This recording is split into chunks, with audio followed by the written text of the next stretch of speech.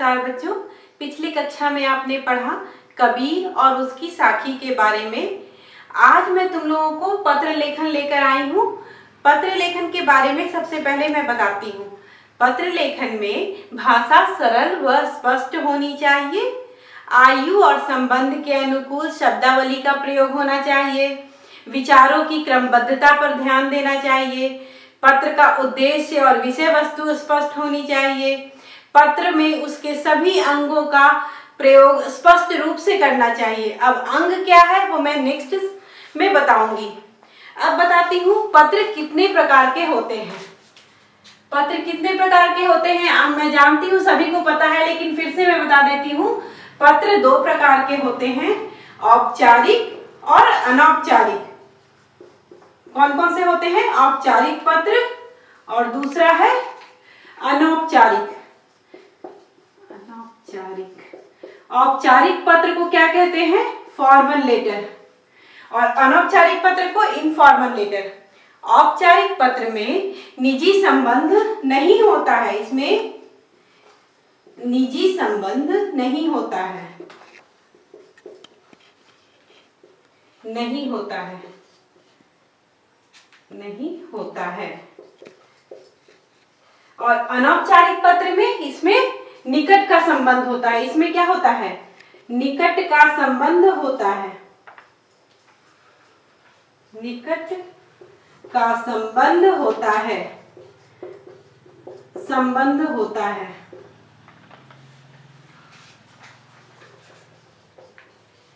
हाँ, फिर औपचारिक पत्र कितने प्रकार के होते हैं? 3 प्रकार के। प्रार्थना पत्र, बता देती हूँ, प्रार्थना पत्र, व्यवसायिक पत्र और कार्यालयी पत्र। ठीक है, तो इतना से समझ गए होंगे बच्चों कि आज मैं तुम्हें क्या पढ़ाने जा रही हूँ। 10वीं कक्षा के बच्चों को आज मैं तुम लोगों को औपचारिक पत्र पढ़ाने जा रही हूँ, फॉर्मल लेटर।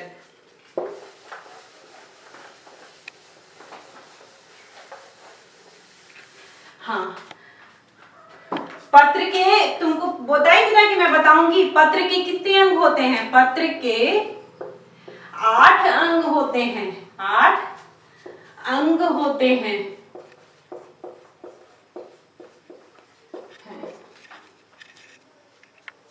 पहला है पत्र प्रेषक का पता।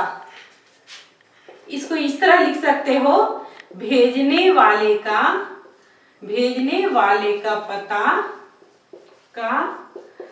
पता दिनांक।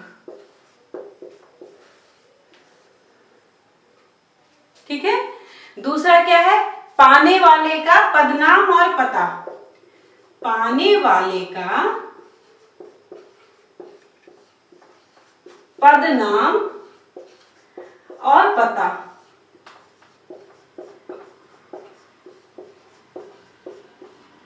ठीक है, भेजने वाले का पता और दिनांक, पाने वाले का पदनाम और पता। तीसरा है पत्र का विषय। तीसरा क्या है? पत्र का विषय। हाँ, चौथा क्या है? संबोधन और अभिवादन। संबोधन और अभिवादन।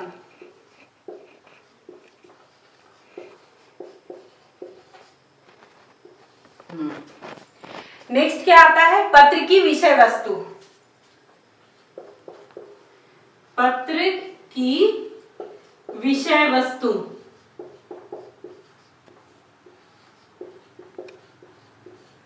उसके बाद क्या आता है? समाप्ति। समाप्ति और हस्ताक्षर से पूर्व की शब्दावली। हस्ताक्षर से पूर्व की शब्दावली क्या होगा बताओ? की शब्दावली। अगर प्रधानाध्यापक को लिख रहे हो ना तो आपका आज्ञाकारी छात्र वही, और लास्ट में हस्ताक्षर। हस्ताक्षर ये अंग हैं बच्चे।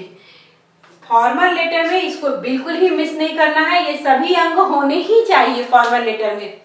पहला है भेजने वाले का पता और दिनांक, फिर पाने वाले का पदनाम और पता। तुम लोग लिखते हो ना प्रिंसिपल को आदरणीय प्रधानाध्यापक, अध्यापक और अध्यापिका, लिटिल एंजल स्कूल, तो वही है पाने वाले का पदनाम और पता। पत्र का विषय, संबोधन, अभिवादन।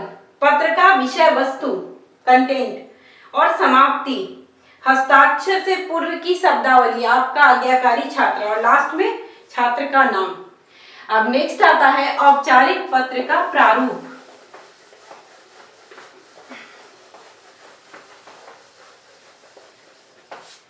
नेक्स्ट क्या है? औपचारिक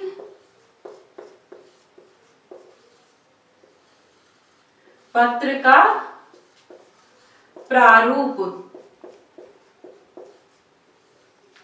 ठीक है, अब क्या होगा? सबसे पहले बताई थी ना अभी, प्रेषक का पता, भेजने वाले का पता, प्रेषक का पता। दूसरा क्या होगा? दिनांक।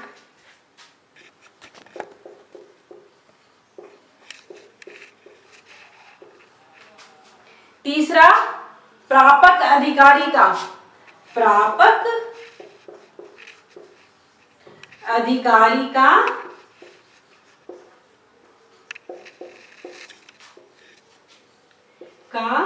पदनाम और पता, और पता। हाँ, नेक्स्ट क्या है? विषय। चौथा क्या होगा? विषय। फिर संबोधन, पांचवा संबोधन। फिर क्या होगा? विषय वस्तु, विषय वस्तु। उसके बाद क्या होगा?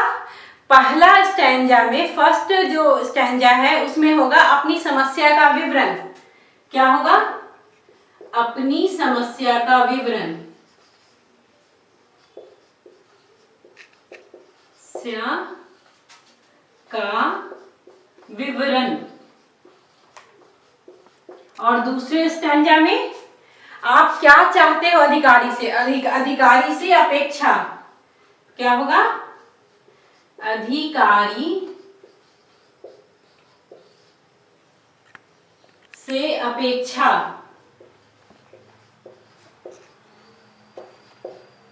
अधिकारी से अपेक्षा। उसके बाद समापन, नाइन्थ वन यहां, हाँ नाइन्थ वन यहां लिखती हूं, समापन। उसके बाद 10वां पॉइंट मैं यहां लिखती हूँ बच्चों, क्योंकि बहुत नीचे हो जाएगा। 10वां पॉइंट क्या होगा? समापन के बाद हस्ताक्षर से पूर्व की शब्दावली, हस्ताक्षर से पूर्व की शब्दावली, और लास्ट में हस्ताक्षर, 11वां हस्ताक्षर। देखो पहले जो मैं बताई थी उसमें ये एक्चुअली यहाँ पे पार्ट में है, विषय वस्तु है ना, विषय वस्तु के बाद ये सब एक ही में आ जाता है, लेकिन मैं ज्यादा डिटेल उसको तोड़कर बताई हूँ कि यहाँ पे जब विषय वस्तु लिखे हो उसके बाद जो बॉडी लिखोगे उसमें अपनी समस्या का, पहले स्टैंजा में अनुच्छेद में अपनी समस्या का विवरण लिखना, तुम्हें क्या प्रॉब्लम है, क्यों लेटर लिख रहे हो, और दूसरे स्टैंजा में लिखना कि आप उनसे क्या उम्मीद है। फीस माफी है तो भाई हम आपसे फीस माफी चाहते हैं, अगर मोहल्ले की सफाई है तो उम्मीद करते हैं कि आप मोहल्ले की सफाई करवा देंगे। तो इस तरह से अधिकारी से क्या अपेक्षा है, अपेक्षा मीन्स उम्मीद। और समापन, लास्ट में हस्ताक्षर से पूर्व की शब्दावली और हस्ताक्षर। नेक्स्ट आता है सूचना लेखन। अब क्या आता है बच्चे? सूचना लेखन। पत्र लेखन हो गया ना? हाँ, अब है सूचना लेखन। उसको इंग्लिश में क्या कहते हैं? Notice writing. उसको अंग्रेजी में नोटिस राइटिंग कहते हैं। सूचना, हाँ, सूचना किसी, यहाँ पर कुछ इंपॉर्टेंट महत्वपूर्ण बातें हैं जो मैं बता देती हूँ। सूचना किसी एक आदमी के लिए नहीं, किसी विशेष समूह के लिए होता है। खेल समूह हुआ, कला छात्रों का समूह हुआ, नागरिकों का समूह हुआ, कर्मचारियों का समूह हुआ, शिक्षकों का समूह हुआ, इन सब के लिए। इसमें वरिष्ठ अपने कनिष्ठों के लिए भेजते हैं सूचना, सीनियर्स अपने जूनियर्स के लिए देते हैं। ठीक है, अब सूचना का प्रारूप। सूचना का प्रारूप, पहला, सबसे पहले सूचना में क्या लिखते हैं? संस्था का नाम। सूचना में क्या लिखते हैं? संस्था का नाम। फिर क्या लिखते हैं? विषय। क्या लिखते हैं? देखो बच्चों, विषय, संस्था का नाम, फिर विषय, उसके बाद क्या लिखते हैं? सूचना। सूचना शब्द लिखते हैं। क्या लिखते हैं? सूचना शब्द लिखते हैं। फिर लिखते हैं आपसे निवेदन किया जाता है कि, इस तरह से आपसे निवेदन किया जाता है कि पूरा विद्यालय में ये खेल दिवस मनाया जा रहा है, उसके लिए सभी लोगों को सादर आमंत्रित है। और इधर क्या लिखेंगे? दिनांक। क्या लिखते हैं? दिनांक। यहां पर क्या लिखेंगे? जो संस्था है ना, जो विषय, मान लो कि संस्था का नाम, लिटिल एंजल स्कूल का नाम लिख लिए, उसके बाद विषय, खेल दिवस का आयोजन हेतु, फिर सूचना लिखे। तो जो मान लो कि खेल दिवस का आयोजन, तो यहाँ पर जो खेल दिवस जो आयोजित करवा रहा है, मान लो प्रधानाध्यापक करवा रहे हैं, स्कूल के प्रधानाध्यापक, तो अधिकारी का पहले नाम होगा। अधिकारी का क्या होता है? नाम होगा। उसके बाद अधिकारी का पद नाम। ठीक है, इस तरह से सूचना का प्रारूप लिखा जाता है। अब सूचना से संबंधित कुछ महत्वपूर्ण बात बता देती हूँ। सूचना 5-6 लाइन से ज्यादा नहीं होना चाहिए बच्चों। सूचना लेखन का जो विषय है वो स्पष्ट एवं तर्क संगत होना चाहिए। और ध्यान, और क्या है? सूचना लेखन में तिथि जरूर होनी चाहिए, डेट। सूचना लेखन के अंत में सूचना देने वाले का पद और नाम और पद जरूर होना चाहिए। ठीक है, अब देखो, इतना तो समझ आ गया ना। अब थोड़ा सा मैं बता देती हूँ कि कुछ जरूरी बातें सूचना में जरूर याद रखना। ये था प्रारूप, ये तो होना ही चाहिए। थोड़ी सी जरूरी बातें, पहला है सूचना में क्या क्या होता है, अभी मैं बताई हूं। संस्था का नाम क्या होना चाहिए? संस्था का नाम जरूर होना चाहिए। दूसरा, तिथि जरूर होना चाहिए। बताएगी ना अभी, तिथि जरूर होनी चाहिए। तीसरा, सूचना शब्द जरूर होना चाहिए। सूचना शब्द जरूर होना चाहिए। सूचना लेखन का विषय, तो किस विषय पर लिख रहे हो? तो सूचना लेखन का विषय जरूर होना चाहिए।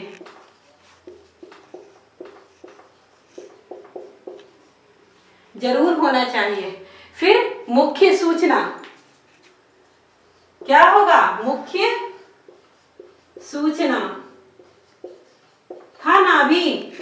और उसके बाद सूचना देने वाले का पद, पहले सूचना देने वाले का नाम, सूचना देने वाले का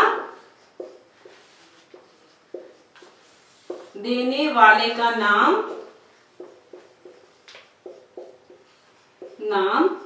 और पद जरूर होना चाहिए। और पद जरूर होना चाहिए। ठीक है, अब देखो, सूचना के बारे में आशा है अच्छी तरह समझ में आ गया होगा। अब नेक्स्ट क्लास में एक्टिविटी और गृह कार्य लेकर आऊंगी। अभी का क्लास यही समाप्त होता है। नेक्स्ट वीडियो में एक्टिविटी और गृह कार्य से में मिलते हैं बच्चों।